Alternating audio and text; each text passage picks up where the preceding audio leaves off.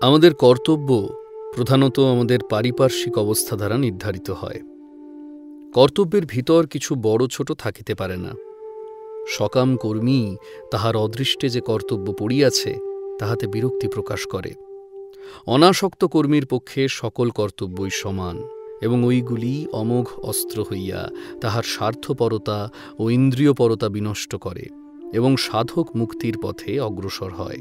আমরা যে কার্যে বিরক্তি প্রকাশ করি তাহার কারণ আমরা সকলেই নিজেদের খুব বড় ভাবিয়া থাকি, কিন্তু আন্তরিকতার সহিত কর্মে প্রবৃত্ত হইলেই আমরা নিম্ন অবস্থা নির্দিষ্ট অতি ক্ষুদ্র কর্তব্যগুলিও ঠিক ঠিক সম্পাদনে স্বীয় অক্ষমতা বুঝিতে পারি, এবং তাহাতে আমরা নিজেদের সম্বন্ধে যে সকল উচ্চ ধারণা পোষণ করিতাম তাহা স্বপ্নের ন্যায় অন্তর্হিত হইয়া যায়।